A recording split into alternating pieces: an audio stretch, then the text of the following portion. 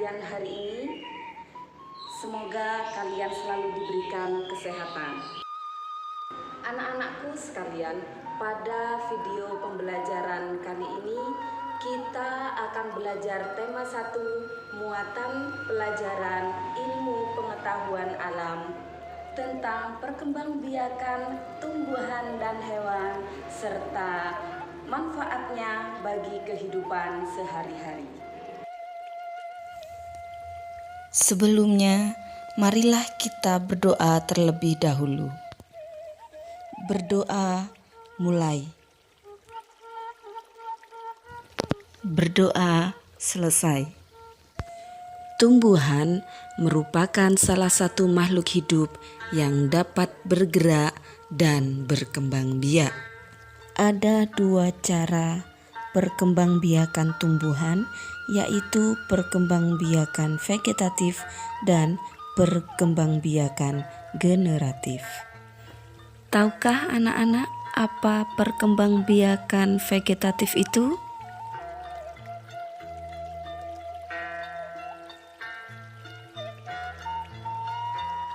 Ya, perkembangbiakan vegetatif adalah perkembangbiakan secara tidak kawin. Perkembangbiakan vegetatif ada 2 cara, yaitu ada yang alami dan ada yang buatan. Perkembangbiakan vegetatif alami tidak melibatkan campur tangan manusia, seperti yang ada pada gambar berikut.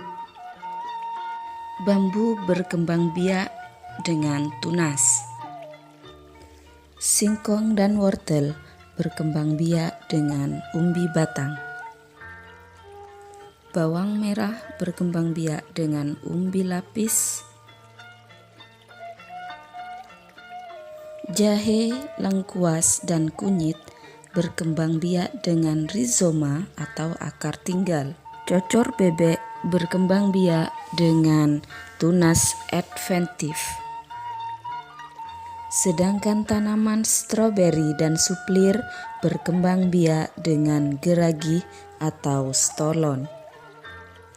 Baiklah anak-anak, silahkan sebutkan 2 contoh lain pada masing-masing perkembangbiakan secara alami itu. Selanjutnya anak-anak, tentang perkembangbiakan vegetatif buatan. Perkembangbiakan vegetatif buatan terbagi menjadi 5 bagian. Yang pertama, mencangkok. Yang kedua, mengenten atau menyambung. Yang ketiga, stek. Yang keempat, merunduk. Dan yang terakhir, okulasi atau menempel. Setelah ini, anak-anak akan melihat video pembelajaran lain dari sahabat belajar tentang perkembangbiakan generatif. Silahkan simak baik-baik ya. Sekarang kita akan membahas perkembangbiakan tumbuhan secara generatif. Perkembangbiakan tumbuhan secara generatif itu artinya melalui perkawinan atau penyerbukan. Perkembangbiakan generatif dialami oleh tumbuhan berbunga. Tumbuhan berbunga inilah akan mengalami perkembangbiakan secara generatif melalui apa? Yaitu melalui bunga. Nah, pada bunga disebut adanya proses penyerbukan. Apakah yang dimaksud dengan penyerbukan? Penyerbukan adalah bertemunya sel jantan dan sel betina untuk menghasilkan pembuahan, atau jatuhnya benang sari ke kepala putik. Sekarang kita akan membahas alat perkembangbiakan secara generatif pada tumbuhan, yaitu bunga. Nah, kita akan membahas tentang bagian-bagian bunga. Jadi ini ada gambar struktur bunga. Bagian bunga yang pertama adalah dasar bunga. Dasar bunga ini fungsinya adalah sebagai tempat bertumpunya mahkota dan bagian-bagian lain pada bunga. Selanjutnya adalah kelopak bunga.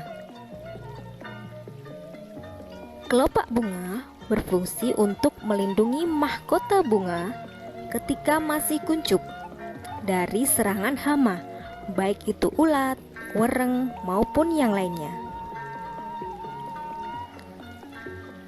Bagian selanjutnya yaitu bakal biji. Bakal biji atau ovulum. Fungsinya sebagai tempat terjadinya proses pembentukan biji untuk kemudian menghasilkan biji yang matang. Biji biasanya berkembang dalam bakal buah. Bagian selanjutnya adalah bakal buah. Bakal buah atau ovarium fungsinya adalah sebagai tempat berlangsungnya pembuahan, di mana terjadi peleburan antara sel jantan dengan sel betina, sehingga dimungkinkan terbentuknya bakal buah. Bakal buah ini selanjutnya akan berkembang menjadi buah. Selanjutnya adalah mahkota. Yang berwarna inilah yang dinamakan dengan mahkota. Mahkota berfungsi sebagai perhiasan bunga dan pemikat bagi serangga agar hinggap dan membantu dalam proses penyerbukan. Karena berfungsi sebagai perhiasan dan pemikat, maka bentuk dan warna mahkota sangat beragam dan menarik. Bagian selanjutnya yaitu adalah kepala sari. Ini yang disebut dengan kepala sari. Kemudian yang panjang di bawahnya ini adalah tangkai sari. Keseluruhan ini yang disebut dengan benang sari. Benang sari fungsinya sebagai alat perkembangbiakan jantan pada bunga. Bagian selanjutnya adalah kepala putik. Kepala putik ini berfungsi sebagai tempat melekat dan masuknya serbuk sari yang berasal dari kepala sari untuk kemudian ditransfer ke bagian ovarium melalui tangkai putik. Sedangkan tangkai putik ini berfungsi sebagai penyangga kepala putik agar tetap pada posisi yang sudah menerima serbuk sari. Putik ini merupakan alat perkembangbiakan betina pada bunga.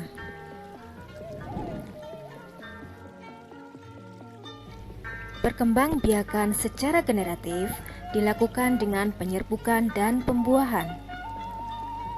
Yang dimaksud dengan proses penyerbukan adalah peristiwa jatuhnya serbuk sari ke kepala putik.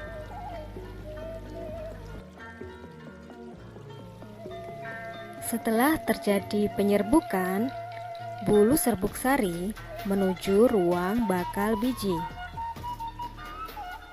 Di ruang bakal biji terjadi pembuahan, yaitu peleburan serbuk sari dengan kepala putik. Hasil pembuahan dinamakan zigot. Zigot menjadi biji dan bakal buah. Bakal buah akan menjadi daging dan buah. Contoh tumbuhan yang berkembang biak dengan generatif: jambu merah, kedelai, jagung,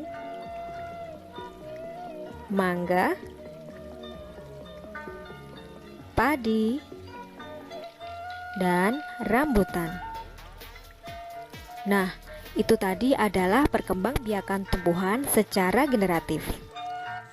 Nah, bagaimana dengan video pembelajaran barusan anak-anak? Sangat menarik dan mudah difahami, bukan? Baiklah, agar kalian lebih memahami tentang video pembelajaran ini, silahkan kerjakan soal berikut ini.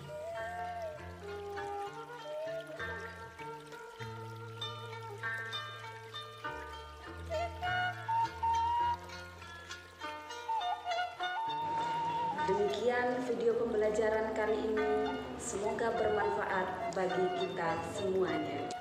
Tetap semangat belajar, kerjakan asesmennya, dan jaga kesehatan. Saya akhiri, ihdinas siratal mustaqim, wal afu minkum, wassalamualaikum warahmatullahi wabarakatuh.